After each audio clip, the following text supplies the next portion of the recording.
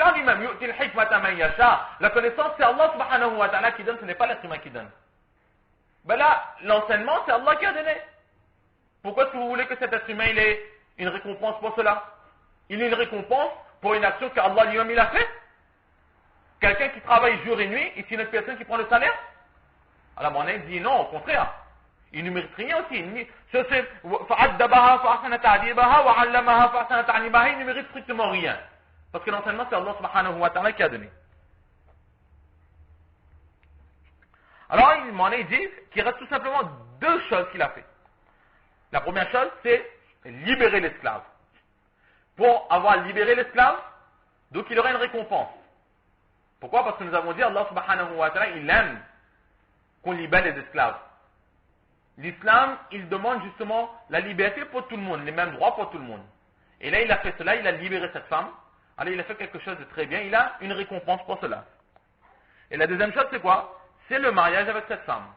Et le mariage en islam, c'est quelque chose de très aimé. C'est une sunna de tous les prophètes, alayhimus salatu wassalam. Et pour le mariage, là, il aura une deuxième récompense. Alors, il a fait simplement deux actions, il a deux récompenses. Ma'ana rahmatullah, il dit qu'il n'y a aucune injustice de la part d'Allah subhanahu wa ta'ala. Et si on regarde les autres catégories avec attention, nous voyons aussi que les autres catégories, ils ont fait, si on veut, deux travaux. La première catégorie, la première chose qu'elle a faite, c'est quoi? Emmener foi sur son prophète à lui. Et le deuxième travail qu'il a fait, c'est emmener foi sur le prophète sallallahu alayhi wa sallam. Là aussi, il a fait deux actions, il a eu des récompenses. La deuxième catégorie, qu'est-ce qu'il a fait? Cet esclave, il respecte les droits d'Allah, c'est un travail. Il respecte le droit de ses maîtres, c'est un second travail, il a fait deux travaux, il a deux récompenses. Et, selon l'explication de Hazrat Mouhamed Idriss, la troisième catégorie, ce maître qui est en sa position esclave, il a fait aussi que deux travaux. Le premier travail, c'est libérer l'esclave, et le deuxième travail, c'est se marier avec cet esclave.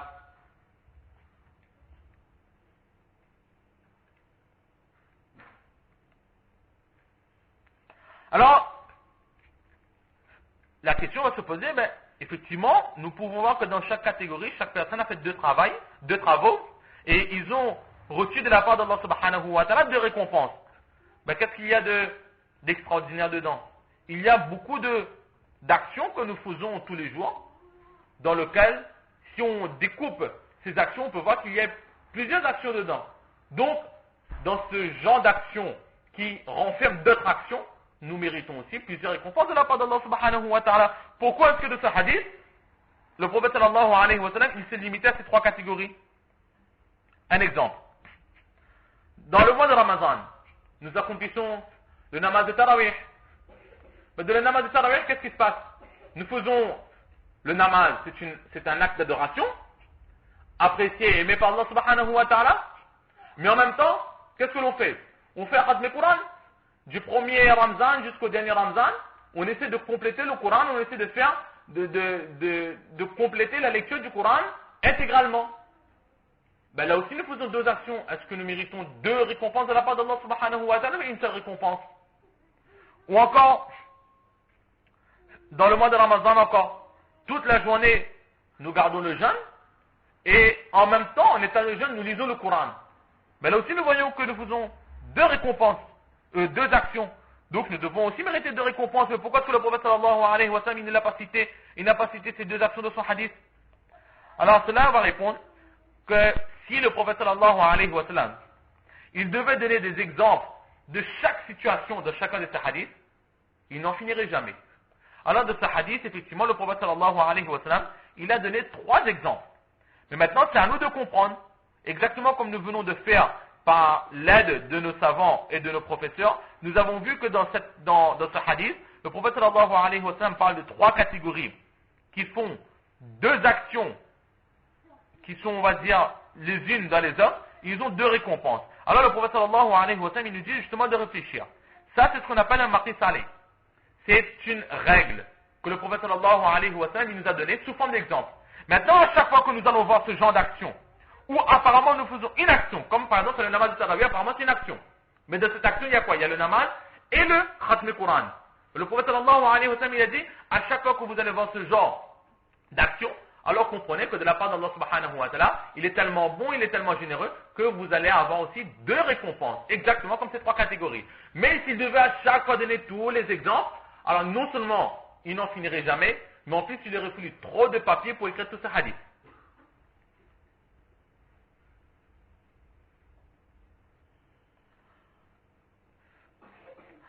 Ou encore une deuxième réponse, où certaines personnes disent que non.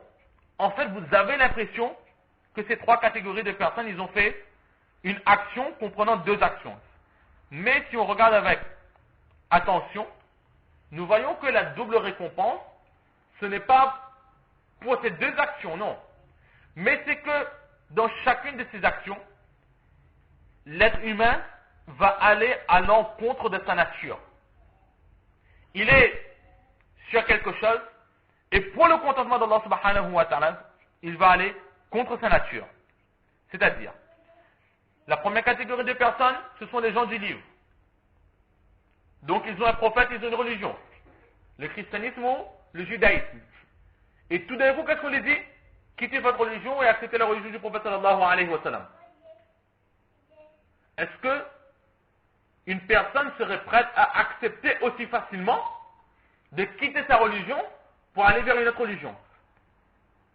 Tout en pensant que, en faisant cela, il faudra affronter la colère de la famille, la colère des amis, un changement dans notre mode de vie, un chamboulement de notre emploi du temps, énormément de changements, énormément de difficultés à surmonter, parfois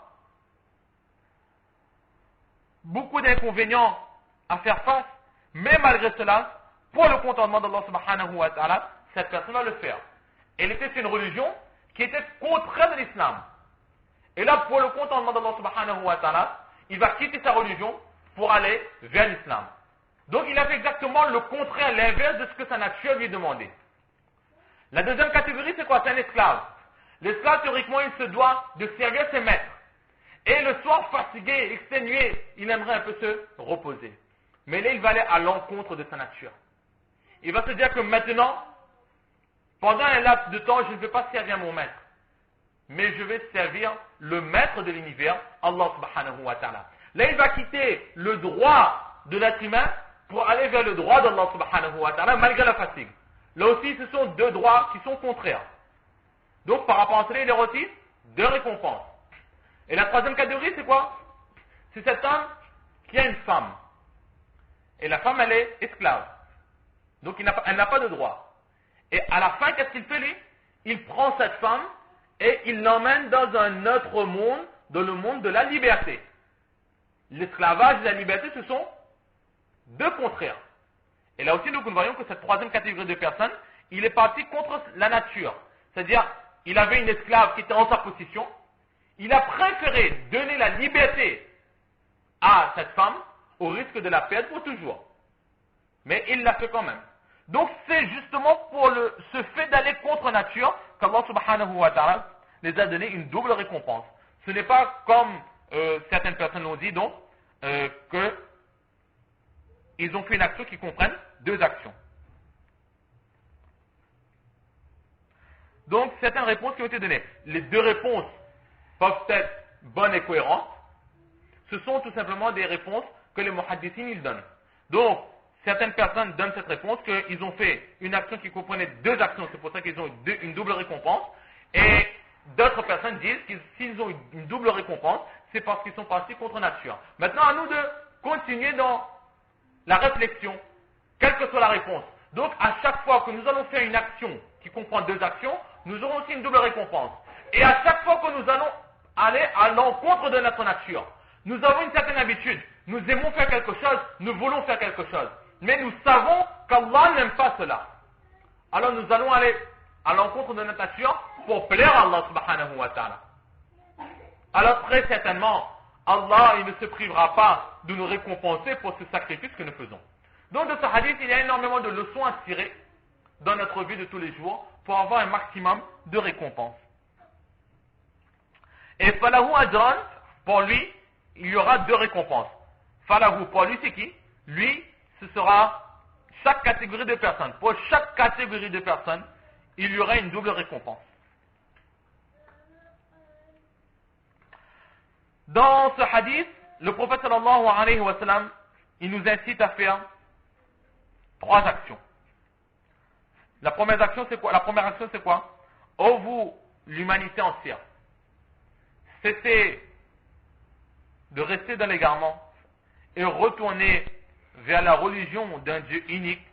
Vous revenez vers l'islam, vers la religion d'Allah subhanahu wa ta'ala. Le deuxième enseignement, c'est oh vous, les maîtres, ou bien les patrons, comme on veut.